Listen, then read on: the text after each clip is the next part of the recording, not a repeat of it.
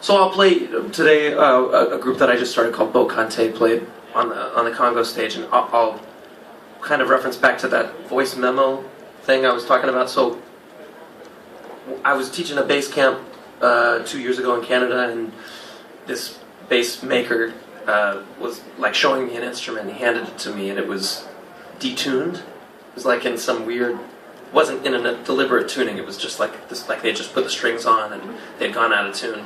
They were like whole steps apart from how they should have been. And I started playing something that I had played before, but it sounded really crazy to me because it wasn't sounding the way that I thought it was going to sound, you know. And I really liked it, so I recorded it, and it sounded like this. This is it. Yeah, right. Okay. 1, 2.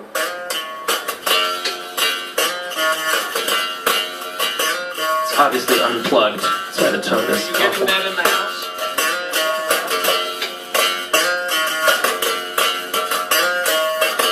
It's like a big 3 blues stomp.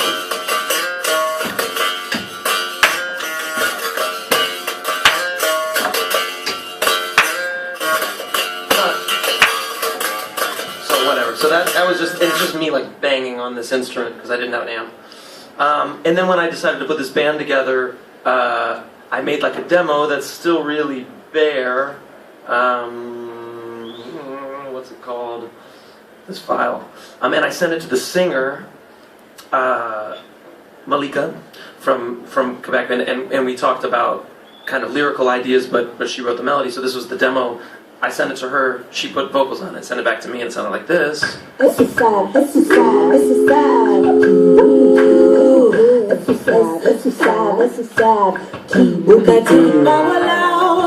the riff. But now on a baritone guitar instead of a bass.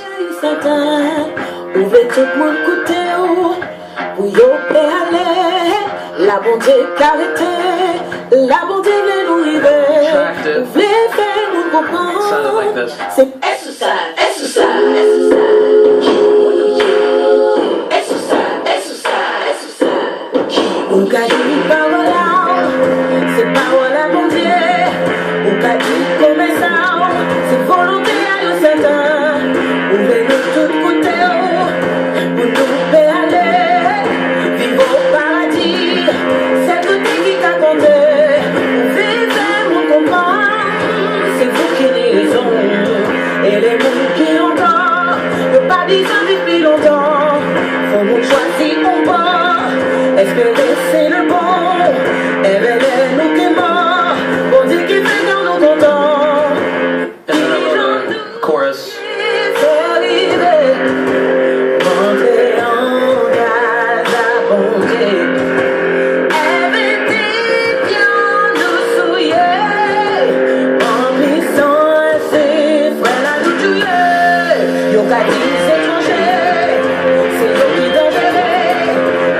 It's just the riff again.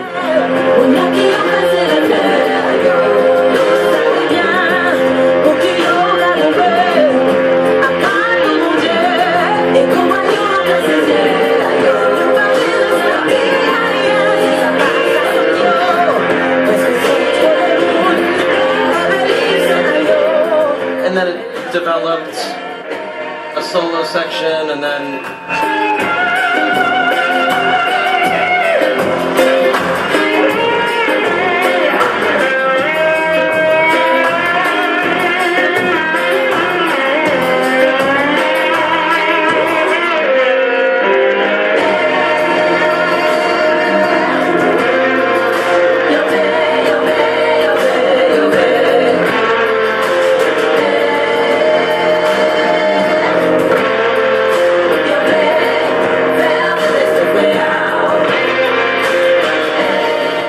so it's all, I mean, and even in that last section, as everything kind of developed compositionally, it's all still based around, like, it still has the same groove that came out of this.